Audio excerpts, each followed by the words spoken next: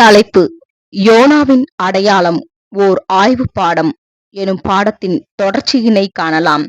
ஆதார வசனம்: மத்தேயு 16 இந்த பொல்லாத விபச்சார சந்ததியார் அடையாளம் தேடுகிறார்கள். யோனா தீர்க்கதரிசியின் அடையாளமே அன்றி வேறே அடையாளம் இவர்களுக்கு கொடுக்கப்படுவதில்லை என்று சொல்லி அவர்களை விட்டு புறப்பட்டு போனார். பக்கம் 18 முதல். இப்போது இந்த விபரங்கள் அனைத்தும் எதை குறிக்கின்றன என்பதற்கும் நிஜத்தில் யோனாவின் அடையாளம் எப்போது நிறைவேறும் என்பதற்குமான பதிலுக்கு நாம் வரலாம். மகா நகரம் என்பது இப்போது புறஜாதியாராக தேவனை அறியாத உலக மனுக்குலத்தை குறிக்கிறது என்பதை நினிவேயை பற்றிய முதல் 3 விபரங்கள் காட்டுகிறது. மகா நகரம் எனும் குறிப்பானது அநேகமாக நாம் கீழே வாசிக்கும்படி முழு மனுக்குலமே இப்போது வளர்ச்சியில் இருக்கும் வருங்கால பூமியின் அரசாங்கம் என்பதை குறிக்கும். வெளிப்படுத்தல் 22 அவர்கள் சதா காலங்களிலும் அரசாளுவார்கள். பின்வரும் யோனா 3 உள்ள நினிவே பற்றிய குறிப்பை பார்க்கையில் நினிவே பற்றிய 2வது மற்றும் 3வது விவரமானது அது உலகை அடையாளப்படுத்துகிறது என்பதை மேலும் உறுதிப்படுத்துகிறது. 3 நாள் பிரயாண விஸ்தாரமான மகா பெரிய நகரமாய் இருந்தது. இது எதை குறிக்கும்? இது 3 நாட்கள் அல்லது 3 காலப்பகுதிகள் அல்லது 3 உலகங்களுக்கு மேலாக தனது வளர்ச்சி பயணத்தை கொண்டுள்ள வருங்கால பூமியின் அரசாங்கமாக உலக மனுக்குலத்தை பற்றிய மேலும் வரையறுக்கப்பட்ட குறிப்பு என்று நாம் அறிவுறுத்துகிறோம். ஏனெனில் பரிபூரண மனித ஜாதியை உருவாக்கத்தின் நிறைவேற்றும் 1000 ஆண்டின் முடிவில் உள்ளது என்பதை நாம் பின்வரும் வசனத்தில் வாசிக்கின்றோம் அல்லவா? 1 கொரிந்தியர் 15 பரிகரிக்கப்படும் கடைசி சத்துரு மரணம். மேலும் யோனா 4 நாம் சுவாரஸ்யமான ஒன்றை வாசிக்கிறோம். 120,000 பேருக்கும் அதிகமான மனுஷரும் இருக்கின்ற மகா நகரமாகிய இது எண்களில் 120,000 ஆக இருக்கின்றது. இது உலகத்தை பற்றிய ஏதாவது ஒன்றை குறிக்கின்றது அல்லது அடையாளப்படுத்துகிறது. அது நிச்சயமாக மனுக்குலத்தின் சொல்லர்த்தமான எண் அல்ல. அப்படியானால் அது என்னவாக இருக்கும்? எண்களை அடையாளங்களாக பயன்படுத்தி அடையாளமாக பேசப்படும் ஒரு மாபெரும் சத்தியம் அது. மனிதனின் அபூரண நிலையின் எண் 6 ஆகும். பூமியின் முழு எண் 10 ஆகும். முழு மனுக்குலத்தையும் குறிக்கும் சகரியா 8 காண்க. மற்றும் முழு கிறிஸ்தவ மண்டலத்திலிருந்து வருகிற கன்னிகைகளை குறிக்கும் மத்தேயு 25 காண்க. இப்போது இந்த 2 வசனங்களும் அடையாளமாக முழு மனுக்குலத்தையும் காட்ட பயன்படுத்தப்படுகின்றன. எப்படி என்று நீங்கள் கேட்கலாம். அது 2 பிரிவுகளில் உள்ள முழு மனுக்குலத்திற்குமான ஒரு குறிப்பாகும். ஆம், கிறிஸ்துவுக்கு முன் 6x10x10x10x10 60,000. கிறிஸ்துவுக்கு பின் 6x10x10x10 60,000. மொத்தம் 1,20,000. ஆம், 4 பகுதிகளாக உள்ள 10 என்பது ஜனங்கள் வசிக்கும் பூமியின் 4 திசைகளையும் குறிக்கின்றது. ஆகவே இது 2 காலப்பகுதிகளில் பரவியுள்ள மனுக்குலத்தின் தற்போதைய அபூரண நிலையில் அவர்களின் முழுமையை குறிக்கிறது. ஆம், நினிவே உண்மையில் உலக மனுக்குலத்தை குறிக்கிறது. இப்போது நினிவேயின் 4வது விவரத்தை பற்றி நாம் பின்வரும் வசனத்தில் கற்றுக்கொள்ளுகிறோம். யோனா 3 2ஆம் தரம் கர்த்தருடைய வார்த்தை யோனாவுக்கு உண்டாகி அது 2ஆம் வருகையின் நிகழ்வுகளை குறிக்கிறது என்று நாம் அறிவுறுத்துகிறோம். மெய்யாகவே உலகம் கர்த்தருடைய 2ஆம் வருகையில் மனம் திரும்பி வருகிறது. இதை குறித்து பின்வருமாறு நாம் வாசிக்கிறோம். 22ஆம் சங்கீதம் 27-28 பூமியின் எல்லைகளெல்லாம் நினைவு கூர்ந்து கர்த்தரிடத்தில் திரும்பும். ஜாதிகளுடைய சந்ததிகளெல்லாம் முழு சமூகத்தில் தொழுது கொள்ளும். எல்லாம் எனும் வார்த்தையை கவனியுங்கள். ஆனால் 3 நாட்களுக்கு பிறகு யோனா மீனின் வயிற்றிலிருந்து கக்கப்பட்ட பிறகுதான் இது நடந்தது என்பதை நினைவில் கொள்க. மேலும் இது 2ஆம் வருகைக்கு பிறகு நிகழும் 1ஆம் உயிர்த்தெழுதல் நிழலின் ஒரு குறிப்பு என்பது நாம் நன்கு அறிந்ததே. பின்பே யோனாவின் அடையாளத்தின் நிஜமானது முழு மனுக்குலத்திற்கும் முன்பாக நிறைவேற்றமடையும். இந்த விஷயத்தை தெளிவாகவும் சிறப்பாகவும் புரிந்து கொள்ள நாம் இப்போது யோனாவை பற்றி நம்முடைய கர்த்தருடைய 2வது குறிப்புக்கு செல்லலாம். மத்தேயு 12ஆம் அதிகாரம் 41ஆம் வசனம். இதோ யோனாவிலும் பெரியவர் இங்கே இருக்கிறார். ஆம், இங்கே இயேசு தம்மை யோனாவுடன் ஒப்பிட்டு தம்மை ஒரு நிஜம் பொருள் என்று கூறுகிறார். எப்படி என்று நீங்கள் கேட்கலாம். சரி, யோனாவின் அடையாளம் பற்றி நாம் ஏற்கனவே படித்திருக்கிறோம். அது அவருடைய மரணத்தையும் மரித்தோரிலிருந்து உயிர்த்தெழுதலையும் நிழலாக காண்பித்தது. ஆனால் யோனாவின் அடையாளம் மற்றும் ராப்பகல் 3 நாள் கொண்ட அதன் காலப்பகுதி ஆகியவற்றிற்கு கூடுதலான மற்றும் ஓர் ஆழமான அர்த்தமும் உள்ளது. வேதாகம விளக்க உரையில் இது 3000 ஆண்டுகளின் பகுதிகளை அடையாளப்படுத்துவதாக அறிவுறுத்தப்பட்டுள்ளது. அதில் கிறிஸ்துவின் சரீரம் கிறிஸ்துவுக்குள்ளாக மரித்து போனதாக கொலோசையர் 3ஆம் அதிகாரம் 3ஆம் வசனத்தில் இருக்கின்றது என்று நாம் காண்கிறோம். ஆம், பிரியமான சகோதர சகோதரிகளே, ராப்பகல் 3 நாள் மீனின் வயிற்றில் இருந்த யோனாவின் அனுபவத்தில் உள்ள உண்மை கூற்றே நிஜமான படம் அல்லது கர்த்தர் குறிப்பிடும் யோனாவிலும் பெரியவர் என்று நாம் காண்கிறோம். யோனா மற்றும் மீன் இரண்டுமே கர்த்தரிடத்தில் தங்கள் நிஜத்தை காண்பிக்கின்றன. எப்படி என்று நீங்கள் கேட்கலாம். அதைத்தான் இப்போது காணப்போகிறோம். 1. இப்பாடத்தில் நாம் முன்பே படித்ததைப் போல யோனா சொல்லர்த்தமான இரவு பகல் 3 நாள் காலப்பகுதியில் இருந்த இயேசுவை அடையாளப்படுத்தினார். 2.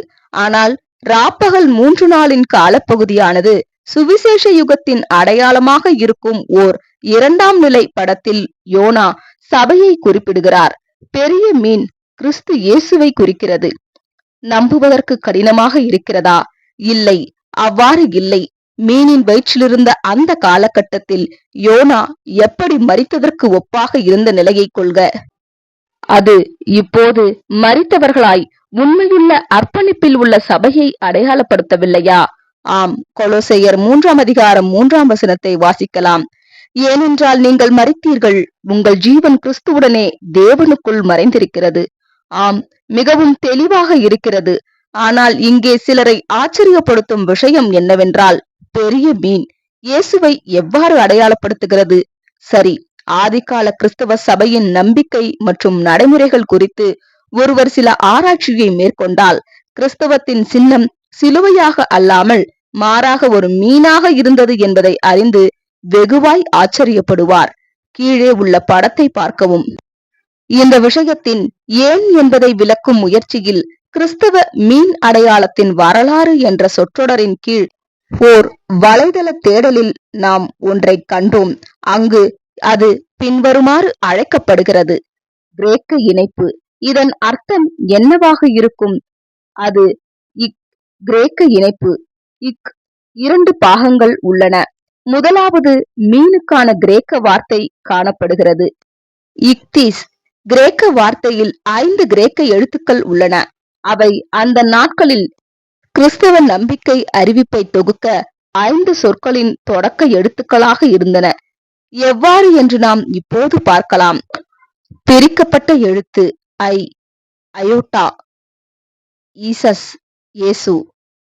இக், சி. கிரேக்க எழுத்து கிறிஸ்டோஸ், ஆங்கில வார்த்தை கிறிஸ்து. இத், கிரேக்க வார்த்தை தீட்டா, கிரேக்க எழுத்து தியோஸ், ஆங்கில வார்த்தை தேவனுடைய. இ, கிரேக்க வார்த்தை உப்சிலோன், கிரேக்க எழுத்து இயோஸ், ஆங்கில வார்த்தை குமாரன். இஸ், சிக்மா, கிரேக்க வார்த்தை, கிரேக்க எழுத்து சோட்டர், ஆங்கில வார்த்தை இரட்சகர். ஆம், இயேசு கிறிஸ்து தேவகுமாரன், மீட்பர். ஆச்சரியமாக உள்ளதல்லவா? அதன் கிரேக்க எழுத்து கீழே குறிப்பிடப்பட்டுள்ளது. மேலும் நாம் மீன் அடையாளத்திற்கான 2ஆம் கிரேக்க இணைப்புக்கு வரலாம். அது முதல் எழுத்து அல்லது ஆல்பாவாகும்.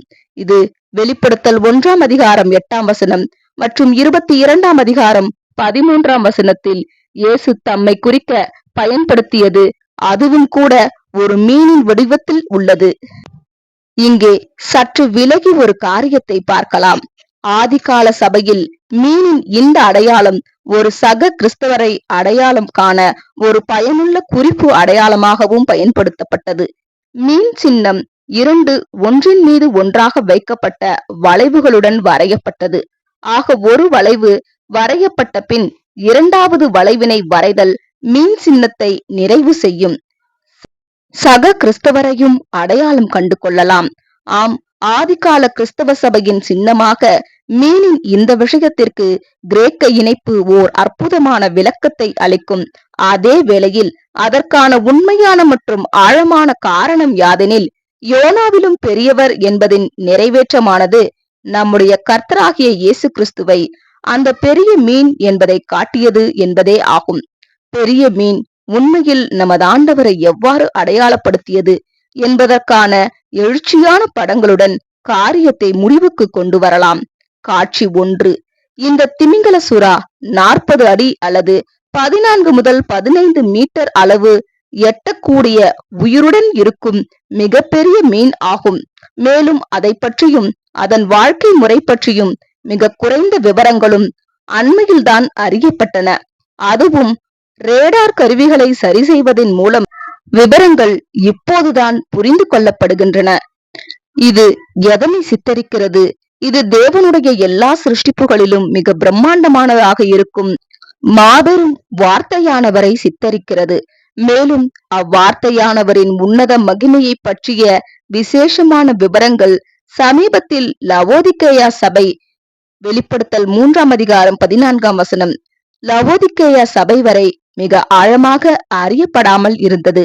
ஆம், திரும்பி வந்த கர்த்தரால் வழிநடத்தப்பட்ட சகோதரர் ரசல் மட்டுமே 5வது தொகுதியில் அந்த விவரங்களை கொண்டு வந்தார். தேவனுக்கும் மனிதனுக்கும் இடையே ஒப்புரவாகுதல். காட்சி 2. அது மகா பெரியதும் பிரம்மாண்டமான அளவாய் இருந்த போதிலும் இந்த மீன் முற்றிலும் ஆபத்தில்லாதது மற்றும் சிறிய பற்களை கொண்டுள்ளது. மேலும் அதன் இயல்பான வாழ்விடமானது பூமத்திய ரேகை நீரில் பூமத்திய ரேகைக்கு அருகில் இருந்ததால் தேவனுடைய சித்தம் செய்ய அதிக தூரம் அது பயணிக்க வேண்டி இருந்தது. இது மீண்டும் நமது ஆண்டவரை சித்தரிக்கிறது. அவரை குறித்து பின்வருமாறு எழுதப்பட்டுள்ளது. எபிரேயர் 7ஆம் அதிகாரம் 26ஆம் வசனம். பரிசுத்தரும் குற்றமற்றவரும் மாசில்லாதவரும் பாவிகளுக்கு விலகினவரும் வானங்களிலும் உயர்ந்தவருமாயிருக்கிற இவ்விதமான பிரதான ஆசாரியர் நமக்கு ஏற்றவராயிருக்கிறார். இயேசு தம்மை பற்றி பின்வருமாறு கூறுகிறார். மத்தேயு 11ஆம் அதிகாரம் 29ஆம் வசனம். நான் சாந்தமும் மனத்தாழ்மையுமாயிருக்கிறேன். என் நுகத்தை உங்கள் மேல் ஏற்றுக்கொண்டு என்னிடத்தில் கற்றுக்கொள்ளுங்கள். அப்பொழுது உங்கள் ஆத்துமாக்களுக்கு இளைப்பாறுதல் கிடைக்கும். ஆம், அவரின் மாபெரும் வல்லமை மற்றும் மகிமை ஆகியவை இருப்பினும் அவரது அற்புதமான குணத்தை குறிக்கிறது. மற்றும் இந்த மீனை போல தேவசித்தம் செய்ய அவர் நெடுந்தூரத்திலிருந்து வரவில்லையா? ஆம், பரலோகத்திலிருந்தும் கூட ஆவிக்குரிய ராஜ்யத்திலிருந்தும் சுபாவத்திலிருந்தும் அவரை வர செய்தது. காட்சி 3. தன் உடலில் யோனாவை 3 நாட்கள் வைத்திருந்து பின்னர் 3ஆம் நாளில் யோனாவை உயிரோடு கக்கின நாம் பார்க்கும் பெரிய மீனாகும். ஆம், இதுவும் சபைக்கான ஓர் ஆழமான பாடமாகும். அவர்கள் அனைவரும் சுவிசேஷ யுகம் முழுவதும் அவருக்குள் இருக்கிறார்கள் என்பதாக நாம் வாசிக்கிறோம். எபேசியர் 1ஆம் அதிகாரம் 4ஆம் வசனம். தமக்கு முன்பாக நாம் அன்பில் பரிசுத்தம் உள்ளவர்களும் குற்றமில்லாதவர்களுமாய் இருப்பதற்கு அவர் உலக தோற்றத்திற்கு முன்னே கிறிஸ்துவுக்குள் நம்மை தெரிந்து கொண்டபடியே. மற்றும் பிலிப்பியர் 3ஆம் அதிகாரம் 9ஆம் வசனத்தில் நான் கிறிஸ்துவை ஆதாயப்படுத்திக் கொள்ளும்படிக்கும் நியாய பிரமாணத்தினால் வருகிற சுயநீதியை உடையவனாயிராமல் கிறிஸ்துவை பற்றும் விசுவாசத்தினால் வருகிறதும் விசுவாசம் மூலமாய் தேவனால் உண்டாயிருக்கிறதுமான நீதியை உடையவனாயிருந்து கிறிஸ்துவுக்குள் இருக்கிறவனென்றும் காணப்படும்படிக்கு. மீண்டுமாக 2 தெசலோனிக்கேயர் 1ஆம் அதிகாரம் 11ஆம் வசனம். ஆகையால் நம்முடைய தேவனும் கர்த்தராகிய இயேசு கிறிஸ்துவும் அளிக்கும் கிருபையின்படியே நம்முடைய கர்த்தராகிய இயேசு கிறிஸ்துவின் நாமம் உங்களிடத்திலும் நீங்கள் அவரிடத்திலும் மகிமைப்படும் பொருட்டாக. ஆம், அவருடன் மரித்தவராகவும் மற்றும் அவருக்குள் இருப்பதற்குமான ஸ்லாக்கியமாகவும் இதை பற்றி நாம் மீண்டும் வாசிக்கிறோம். ரோமர் 6ஆம் அதிகாரம் 3ஆம் வசனம். கிறிஸ்து இயேசுவுக்குள்ளாக ஞானஸ்நானம் பெற்ற நாம் அனைவரும் அவருடைய மரணத்திற்குள்ளாக ஞானஸ்நானம் பெற்றதை அறியாமல் இருக்கிறீர்களா? மற்றும் 3ஆம் நாளில் கக்கினது இயேசு சபையை உயிர்ப்பிக்கும் முதலாம் உயிர்த்தெழுதலை குறிக்கிறது. இதை பற்றி நாம் பின்வருமாறு வாசிக்கிறோம். யோனா 6ஆம் அதிகாரம் 44ஆம் வசனம். என்னை அனுப்பின பிதா ஒருவனை இழுத்து கொள்ளாவிட்டால் அவன் என்னிடத்தில் வரமாட்டான். கடைசி நாளில் நான் அவனை எழுப்புவேன். கூடுதலாக நாம் இங்கே சேர்க்க விரும்புவது யாதெனில், யோனா உயிருடன் வைக்கப்பட்டு நீரிலிருந்து ஆக்சிஜனை பிரித்தெடுக்கும் இந்த மீனின் புக்கோலிக் சுவாசித்தல் முறையின் மூலம் ஜீவன் கொடுக்கும் ஆக்சிஜனை சுவாசிக்க முடிந்தது. நமக்கு ஒரு விஷயத்தை வெளிப்படுத்துகிறது. அது யாதெனில், பெரிய மீன் இயேசுவாகவும் யோனா சுவிசேஷ யுகம் முழுவதும் அவருக்குள் இருக்கும் சபையை அடையாளப்படுத்தினால், நிச்சயமான மரணம் எனும் ஒரு நிலைமையிலும் சூழ்நிலைகளிலும் ஜீவன் தரும் ஆக்சிஜனின் இந்த அற்புதமான வழங்கப்படுதலானது புது சிருஷ்டியையும் அது மாம்சத்தில் அடையும் மரணத்தையும் ஆவியில் உயிர்ப்பிக்கப்படுவதையும் பற்றிய ஓர் அழகான பாடமாக இருக்கும். ஆம், அர்ப்பணிப்பு மற்றும் ஆவியினால் ஜெனிப்பிக்கப்படுதல் மூலம் மாம்சம் அல்லது சிந்தை அல்லது ஆவிக்குரிய சுபாவம் ஜீவனுக்கு உயிர்ப்பிக்கப்படுகிறது. கொலோசியர் 3ஆம் அதிகாரம் 3ஆம் வசனம், 2 கொரிந்தியர் 5ஆம் அதிகாரம் 17ஆம் வசனம், ரோமர் 12ஆம் அதிகாரம் 1ஆம் வசனம். சபைக்கு அவருக்குள் கிட்டத்தட்ட இந்த புதிய ஆவிக்குரிய ஜீவனை இங்கே ஆழமாக ஆக்சிஜனை நீரிலிருந்து பிரித்தெடுக்கும் முறையான புக்கோலிக் சுவாசித்தல் முறையில் பெரிய மீன் வழங்கிய ஆக்சிஜனில் காட்டப்பட்டுள்ளது. இந்த ஆவிக்குரிய ஜீவனை தக்க வைத்துக் கொள்ளவும் உயிர்ப்பிக்கவும் கர்த்தராகிய இயேசு தம்முடைய சபைக்கு சத்திய வார்த்தையை எவ்வாறு வழங்குகிறார் என்பதை இது குறிக்கிறது. யோவான் 6ஆம் அதிகாரம் 63ஆம் வசனம், லூக்கா 10ஆம் அதிகாரம் 35ஆம் வசனத்தில் உள்ள நல்ல சமாரியின் உவமையில் 2 பணம் 3ஆம் நாளில் பெரிய மீனின் வயிற்றிலிருந்து யோனா காக்கப்பட்டது என்பது முதலாம் உயிர்த்தெழுதலையும் இந்த ஆவிக்குரிய ஜீவன் அதன் முழுமையை அடைகிறதை ஆவியினால் பிறத்தலை குறிக்கிறது. யோனா 3ஆம் அதிகாரம் 8ஆம் வசனம். இப்போது நம்முடைய ஆசீர்வதிக்கப்பட்ட மற்றும் பிரகாசமடைந்த புரிந்து கொள்ளும் கண்களில் பெரிய மீனால் இந்த நிஜமான கக்கப்படுதல் ஏற்கனவே துவக்கப்பட்டு இப்போது செயல்பாட்டில் இருப்பதை காண்கிறோம். ஆம், ஏப்ரல் 1878 முதல் இது நடைபெற்று வருகிறது.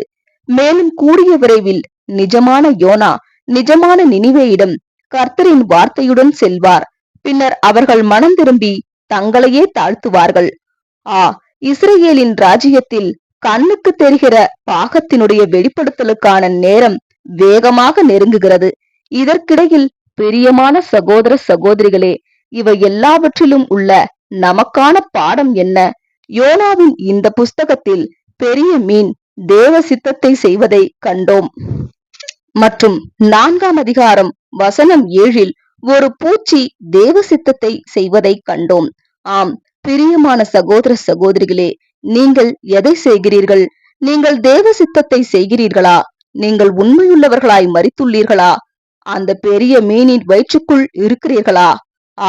இதை பற்றி நிதானித்து பாருங்கள். ஏனெனில் நீங்கள் அவ்வாறு இருந்தால் நீங்களும் கக்கப்பட்டு மற்றும் முதலாம் உயிர்த்தெழுதலில் ஒரு பகுதியாகவும் தேவனுடைய வார்த்தையை குறித்து முழு உலகிற்கும் சாட்சியளித்து அதன் மூலம் அவர்களை மனம் திரும்புதலுக்கு கொண்டு வரும் புதிய வானத்தின் ஒரு பகுதியாகவும் இருப்பதன் அற்புதத்தை கூடிய விரைவில் அனுபவிப்பீர்கள். ஆம், நினிவே பட்டணத்தின் நிஜம் இதுவே. கர்த்தர் தம்முடைய பரிசுத்த வார்த்தைகளை புரிந்து கொள்ளுவதில் அவருடைய ஆசீர்வாதங்களை வர்த்திக்க பண்ணுவாராக. ஆமேன். இத்துடன் யோனாவின் அடையாளம் எனும் பாடம் முடிவுற்றது. ஆமேன்.